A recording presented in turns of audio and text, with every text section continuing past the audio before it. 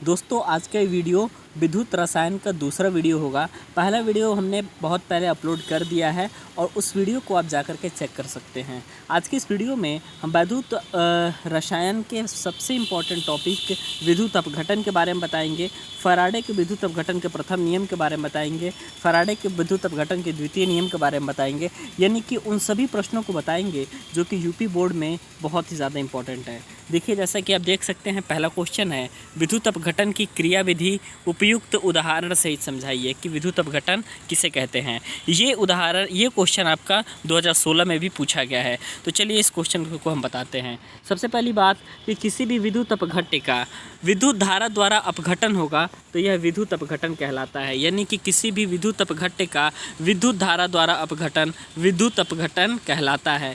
उदाहरण में हम ले लेंगे गलित सोडियम क्लोराइड का। गलित सोडियम क्लोराइड में विद्युत धारा यदि हम प्रवाहित करेंगे तो विद्युत धारा गलित सोडियम क्लोराइड में प्रवाहित करने पर यह सोडियम और क्लोरीन में अपघटित हो जाता है। जैसा कि आप देख सकते हैं कि सोडियम और क्लोरीन में आपका ऑलरेडी अपघटित हो गया है। इसी प्रोसेस को हम कहते हैं विद्युत अपघटन। ये कई बार पूछा गया है। इसमें सिर्फ क्या होता है, विद्युत अपघट्य कोई पदार्थ रहता है और इसी विद्युत अपघट्य पदार्थ का विद्युत धारा द्वारा अपघटन होता है।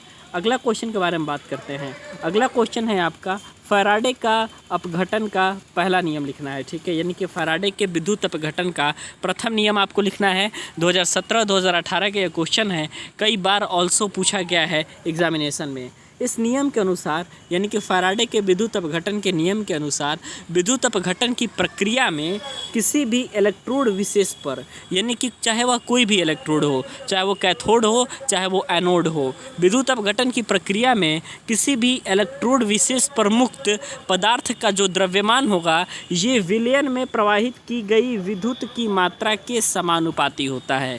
यानी कि विद्युत अपघटन की प्रक्रिया में किसी भी इलेक्ट्रोड विशेष पर मुक्त पदार्थों का जो द्रव्यमान होता है ये विलयन में प्रवाहित की गई विद्युत की मात्रा के समानुपाती होता है। ये आपका है फैराडे के विद्युत अपघटन का प्रथम नियम। अब हम बात करते हैं आपको अगले क्वेश्चन के बारे में। ये क्वेश्चन है आपका फैराडे के विद्युत अपघटन का द्वितीय नियम। जैसे कि आपने देखा कि फैराडे के विद्युत अपघटन का प्रथम नियम भी कई बार पूछा गया है। अब हम आपको बताएंगे कि फैराडे के विद्युत अपघटन का दूसरा नियम क्या कहता है। साथ ही बता दें कि ये जो फैराडे का जो नियम पूछा जाता है ये एक ही साथ पूछा जाता है। फैराडे के नियम बताइए, जिसमें आपको प्रथम नियम और द्वितीय नियम दोनों लिखने होते हैं। जैसे कि आप देख सकते हैं कि 2016, 17, 18 कई बार पूछा गया है। तो ये अकेले नहीं पूछा जाएगा कि फैराडे के विद्युत अपघटन का द्वितीय नियम लिखिए। दोनों नियम पूछा जाता है तो दोनों नियम आप जरूर तैयार कर लीजिएगा। इस नियम के अनुसार, यानी कि फैराडे के विद्युत अपघटन के द्वितीय नियम के अनुसार, जब श्रेणी क्रम में जुड़े विभिन्न विद्युत अपघट्यों के विलयनों में, यानी कि श्रेणी क्रम में जब विभिन्न विद्युत अपघट्य जुड़े होंगे तो इनके विलयनों में समान मात्रा में विद्युत प्रवाहित की जाती है तो इलेक्ट्रोडों पर मुक्त पदार्थों के द्रव्यमान उनके तुल्यांक भारों के समानुपाती होते हैं।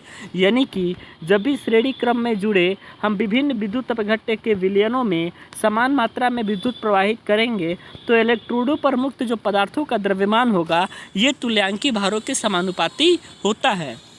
यानी कि माने कि किसी भी इलेक्ट्रोड विशेष पर द्रव्यमान W1 मुक्त हुआ है और उसका ग्राम तुल्यांक का जो भार है ये आपका E1 है, तो W1 is directly proportional to E1, और यही भार यदि W2 है और पदार्थ का तुल्यांक भार यदि E2 है तो W डायरेक्टली प्रोपोर्शनल हो जाएगा E2 के।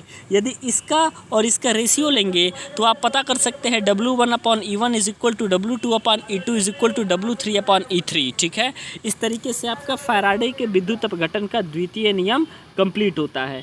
अब हम आपको बताने जा रहे हैं विद्युत लेपन को उदाहरण संक्षेप में बताइए। सबसे पहले बता दें कि विद्युत लेपन जो है इलेक्ट्रोप्लेटिंग, इसको हमने बता दिया है विद्युत रसायन के प्रथम भाग में, तो आप जा कर के वहाँ से देख सकते हैं। ये भी कई बार पूछा गया है, इसलिए बहुत ज़्यादा इंपॉर्टेंट क्वेश्चन ये भी है। तो इसलिए जो है इन सारे प्रश्नों को आप जो है ज़रूर तैयार कर लीजिएगा, क्योंकि इस तरीके के प्रश्न यूपी बोर्ड में ज़रूर पूछे जाते हैं। साथ ही साथ हम आपको बता दें कि आप यदि पांडे जी टेक्निकल चैनल पर नए हैं तो आप इस चैनल को ज़रूर सब्सक्राइब कर लीजिए, क्योंकि इंटरमीडिएट 2021 की तैयारी जो है इस चैनल पर कराई जाएगी।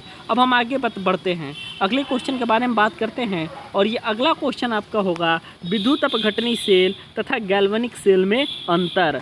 ये हम आपको बता रहे हैं विद्युत अपघटनी सेल तथा गैल्वेनिक सेल में अंतर स्पष्ट करना है। 2014, 15, 17 में पूछा गया है 3 बार विद्युत अपघटनी सेल तथा गैल्वेनिक सेल में अंतर। पहला हम बताते हैं विद्युत अपघटनी सेल और दूसरा हम बता देंगे गैल्वेनिक सेल। विद्युत अपघटनी सेल में विद्युत धारा प्रवाहित होने से रासायनिक परिवर्तन होता है। विद्युत धारा प्रवाहित होने से रासायनिक परिवर्तन होता है विद्युत अपघटनी सेल में। लेकिन गैल्वेनिक सेल की बात करें तो रासायनिक परिवर्तन होने से विद्युत धारा प्रवाहित होती है। जस्ट इसका उल्टा है, पहले वाले में विद्युत धारा प्रवाहित होने से रासायनिक परिवर्तन होता है और दूसरे में रासायनिक परिवर्तन होने से विद्युत धारा प्रवाहित होती है। अगले क्वेश्चन के बारे में बात करते हैं। अगला क्वेश्चन है विद्युत ऊर्जा रासायनिक ऊर्जा में परिवर्तित होती है। जो विद्युत ऊर्जा होगी हमारी ये रासायनिक ऊर्जा में परिवर्तित होगी। लेकिन यदि हम बात करते हैं अपने गैल्वेनिक सेल के बारे में तो गैल्वेनिक सेल में रासायनिक ऊर्जा जो होती है ये विद्युत ऊर्जा में परिवर्तित होती है।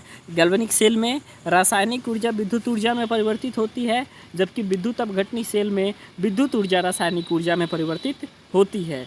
अब हम बात करते हैं आयन के बारे में। आयन से रिलेटेड क्या अंतर होता है? तो जो आयन होते हैं ये दोनों इलेक्ट्रोडों पर मुक्त होते हैं, यानी कि विद्युत अपघटनी सेल में जो आयन होंगे ये दोनों इलेक्ट्रोडों पर मुक्त होंगे। लेकिन गैल्वेनिक सेल में आयन जो होते हैं केवल कैथोड पर ही मुक्त होते हैं। विद्युत अपघटनी सेल में आयन दोनों इलेक्ट्रोडों पर मुक्त होंगे और गैल्वेनिक सेल में जो आयन होंगे केवल कैथोड पर मुक्त होंगे। अब हम बताते हैं दोनों इलेक्ट्रोड एक कक्ष में रखे होते हैं। दोनों इलेक्ट्रोड जो होते हैं ये एक कक्ष में रखे होते हैं विद्युत अपघटनी सेल के। दोनों इलेक्ट्रोड मतलब कैथोड और एनोड जो है वो एक ही कक्ष में रखे होंगे। लेकिन गैल्वेनिक सेल की बात करेंगे तो इलेक्ट्रोड जो होते हैं ये अलग अलग कक्ष में रखे होते हैं। अब हम आपको बता दें ये इस सेशन का आखिरी प्रश्न था। जाने से पहले हम आपको बता दें कि यदि आप यूपी बोर्ड 2021 के स्टूडेंट हैं और यदि आप अपना पेपर देंगे 2021 में यूपी बोर्ड का, तो आप जो है हमारे Pandey ji technical YouTube channel से ज़रूर जुड़ जाइए, क्योंकि यहाँ पर आप लोगों की बेस्ट प्रिपरेशन कराई जाएगी। धन्यवाद।